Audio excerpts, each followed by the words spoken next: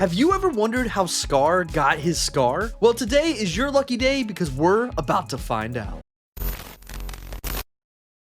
Hello citizens, my name is The Hero, and for years I questioned how Scar really got his scar. And to be honest, I'm sure most of you Disney fans, just like myself, never really looked outside of the Lion King movie itself. I mean, The Lion King is easily one of the most beloved Disney films of all time, but one of the most memorable aspects of the film is Scar himself. If you don't remember, because obviously it's been years and our brains don't really work like they used to, Scar is the treacherous uncle of Simba who kills Mufasa in the beginning of the movie, setting off a chain of events leading to a final battle to become king of the Pride Lands. And Scar is an instantly recognizable villain for Disney, thanks to his distinctive design and obviously the nature of his villainy. But one thing that sticks out the most is the scar on his eye, which honestly all of this together just makes him my favorite Disney villain of all time. He not only set out a plan to murder his own brother and take over the Pride Lands and blame it all on Simba, which by the way he succeeded in, he also sent hyenas after Simba to kill his own nephew. I mean, there's no other Disney villain that is that evil. I mean, for all of you Maleficent fans, she literally got mad because she wasn't invited to a birthday party. Kinda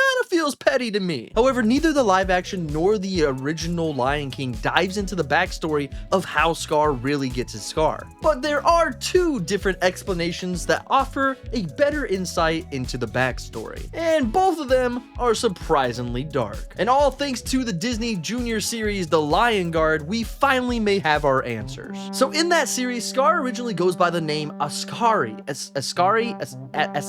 and was the leader of the Lion Guard, who was a group of lions dedicated to protecting the Pride Lands. As the leader, Scar was given the Roar of the Elders, a powerful roar that draws in the great lions of the past to produce powerful and devastating effects, possibly even death. Yeah, and we thought that Scar wasn't powerful at all in the Lion King movie. Little did we know he had one of the strongest roars at one point. We soon find out that after Scar died in the Lion King, his spirit remained in a nearby volcano in Pride Rock, where he returns to tell his own backstory and some of the history of Pride Rock. So when Scar was younger, though a bit of a loner, can we blame him? I think all of us need some alone time. Sometimes that's better than being around people for me. He was actually a leader and in charge of the whole Lion Guard, which still blows my mind. And he often patrolled the kingdom by himself, which is what leads us to the Scar story. During one of his daily patrols, Scar came across another lion, a rogue lion without a pride. And this particular lion also had a scar, and who also had plans himself to overthrow Mufasa. Kind of ironic, isn't it? Where have we heard this story before? He soon began chatting with Scar and telling him multiple ways that they could overthrow the Pride Lands and overthrow the kingdom. But at this point, Scar didn't actually buy the plan. Very off character for him. So the other lion decided to trap him. There was a snake hiding underneath a nearby boulder, so the rogue lion actually led Scar over to it, and then the snake jumped out at Scar, biting him in the eye and leaving the scar that we know today. The other lion ended up telling Scar that the snake's bite was actually venomous, and that he could actually take the venom out if he decided to join his side. But Scar wasn't dumb and didn't fall for this, and with his gifted Roar of the Elders, Scar killed both the rogue lion and the deadly snake. I'm telling you, this story's actually kind of crazy. We gotta put some respect on Scar's name now. But that snake bite for Scar did so much more than just leave a scar. The venom from the bite infected Scar, leaving him crueler and more bitter. But nonetheless, Scar returned to Pride Rock and let the other lions know what had transpired and that he had taken care of the rogue lion. And honestly, he thought he would be praised for what he did. But to Scar's surprise, the opposite actually happened. Mufasa mocked Scar and ended up giving him the name Scar as a way to make fun of him. And he even was quoted as saying that he had more important matters to attend to. Man, poor Scar. I would go crazy too. This made Scar resentful of his older brother and eventually led to him trying to overthrow him. Scar even went as far as to use the Roar of Elders to kill any lion that got in his way, including other members of the very Lion Guard that he was the leader of. If this isn't the perfect villain arc, I don't know what is. But the Great Lions were not happy with what was happening with Scar. I mean, who could blame them? No one is gonna just let him kill off members of their lion pride. So the Great Lions took the Roar of the Elders away from Scar, forcing him to retreat from the Pride Lands. The rejection and dismissal from his very own brother ultimately led to the murder of his own brother. Now that was just one instance of what actually happened to Scar and how he obtained his scar. But there's another story, one that a lot of people might not know about. And this one actually comes from a children's book titled A Tale of Two Brothers, which was actually the first entry in a series of books titled Disney's The Lion King 6 New Adventures, which was supposed to be a spin-off series of books, which I'm sure most adults probably did not read. But don't worry, I got the story for you. The story followed a young Mufasa and his brother Scar, then named Taka. Yeah, that's right, Scar has 2 different names. I see why Disney ended up just going with Scar. It was so much more simple.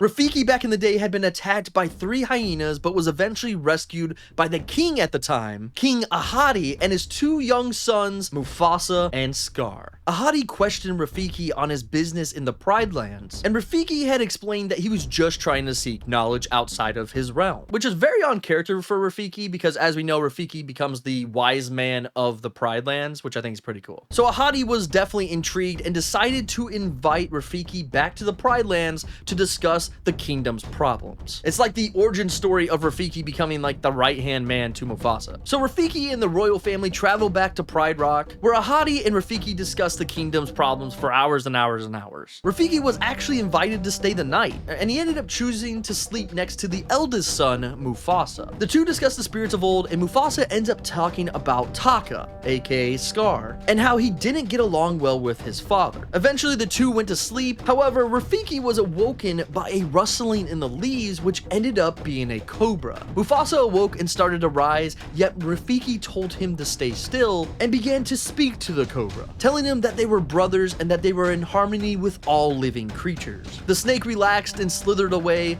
leaving no one in harm. And much to Mufasa's shock, Rafiki had explained that he learned the art of snake taming, which actually comes in handy in a lot of different scenarios. If only Scar had knew this in the other scenario. The next morning, Rafiki was eating breakfast and spotted the 3 hyenas that he ran into earlier, Shenzi, Bonsai, and Egg. And unaware of Rafiki watching them, the 3 hyenas talked about getting rid of Mufasa's father, Ahadi, and also getting rid of Mufasa himself. Of course, once the hyenas ran off, Rafiki had to tell Ahadi, but found out that he was actually busy with a bunch of grumbling Pridelanders, so the relayed information never got there. And these other animals were very worried about the hyenas. So in order to calm the crowd, Ahadi promised that he would get rid of the hyenas. He would deal with them himself. But Taka, Scar, interrupted and said that he had promised to take his 2 sons hunting that day. Ahadi regretfully informed Taka that unfortunately the Pride Lands come first and he needs to take care of this business.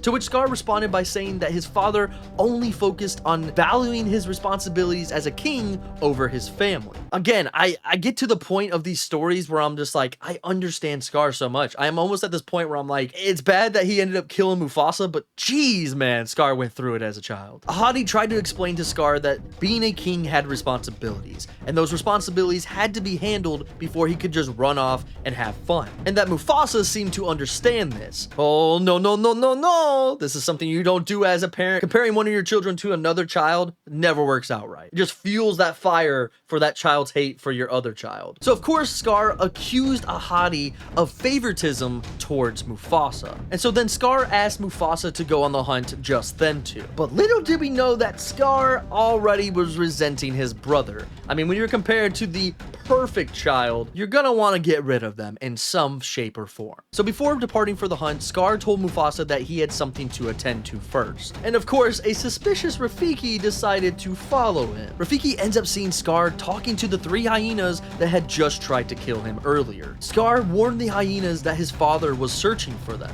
And so the hyenas suggested that they make Mufasa look bad so that Ahadi will stop playing favorites with his sons. Tricky.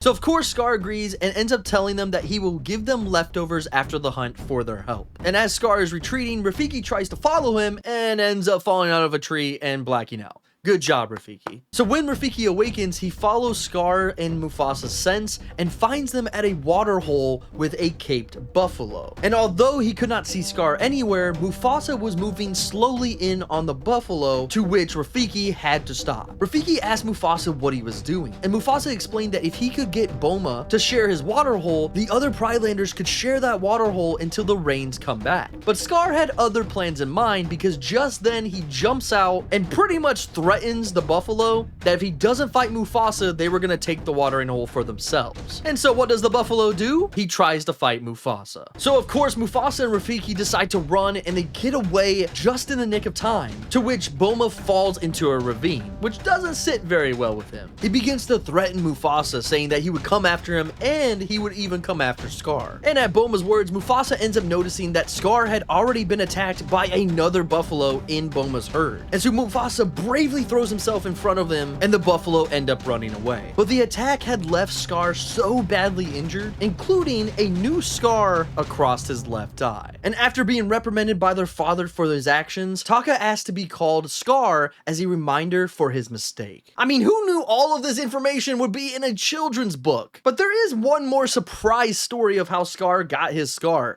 and that was in the live-action 2019 version of The Lion King, where it's actually implied that Scar just gets a scar from fighting Mufasa for the throne. Is that a challenge?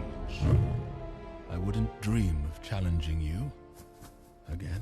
I mean, I just want to see that battle actually happen. Maybe we will get that in the Mufasa prequel movie that's supposed to come out soon. Either way, the stories of how Scar gets his scar all remain very crazy, but they all do add more context to what happened to the mad villain. Which one do you agree with? Let me know in the comments below. And until the next video, bye-bye.